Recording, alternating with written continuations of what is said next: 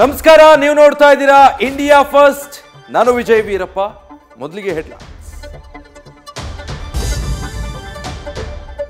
ನಾಗಮಂಗಲದಲ್ಲಿ ಕಣ್ಮುಂದೆ ದುಷ್ಕೃತ್ಯ ನಡೀತಾ ಇದ್ರು. ಪೊಲೀಸರು ಕೈಚಲ್ಲಿ ನಿಂತಿದ್ದು ಬಯಲಾಗಿದೆ. ಸ್ಥಳಕ್ಕೆ ಬಿಜೆಪಿ ನಿಯೋಗ ಭೇಟಿ ನೀಡಿ ನೊಂದವರ ಅಳಲು ಆಲಿಸೋ ಜೊತೆ ಕಿಡಿಗೇಡಿಗಳು ಪಾಕ್ ಪರ ಘೋಷಣೆ ಕೂಗಿದ್ದಾರೆ ಅಂತ ಆರೋಪಿಸಿದ್ದಾರೆ. ಕೃತ್ಯ ಪೂರ್ವ ನಿಯೋಜಿತ ಅಂತ ಶರ ಬರೆದಿದ್ದಾರೆ. ಈದ್ ಮಿಲಾದ್ ಮೆರವಣಿಗೆ ತಡೀರಿ ಎಂಬ ಸವಾಲಿಗೆ ಇಂದು ಹಿಂದೂ ಸಂಘಟನೆಗಳು ರೊಚ್ಚಿಗೆದ್ದಿದ್ವು.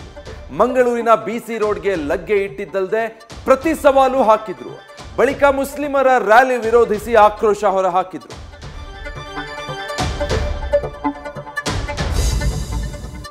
ಗಂಧದ ಗುಡಿಯಲ್ಲಿ ಮೀಟು ಘಾಟು ಎಬ್ಬಿಸಿದೆ.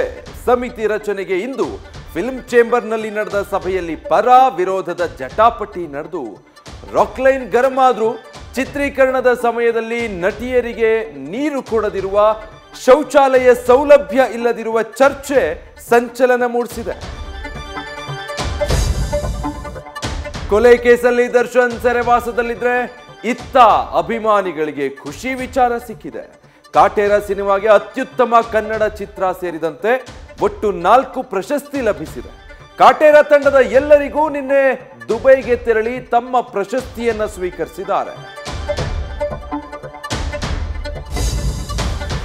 ಇನ್ಮೇಲೆ ಯಾರನ್ನು ಕೂಡ ಕತ್ತೆ ಕಾಯೋಕ್ ಹೋಗಿ ಅಂತ ಬೈಬೇಡಿ. ಹಿಂದೆ ವಿಜಯನಗರ ಸಾಮ್ರಾಜ್ಯದಲ್ಲಿ ಬೀದಿಯಲ್ಲಿ ಚಿನ್ನ ಮಾರ್ತಿದ್ದಂತೆ ಇಂದು ಜಿಲ್ಲೆಯಲ್ಲಿ ಕತ್ತೆ ಹಾಲಿಗೆ ಬೇಡಿಕೆ ಹೆಚ್ಚಾಗಿದ್ದು ಜನ ಕತ್ತೆ ಕಾಯಲು ಮುಂದಾಗಿದ್ದಾರೆ.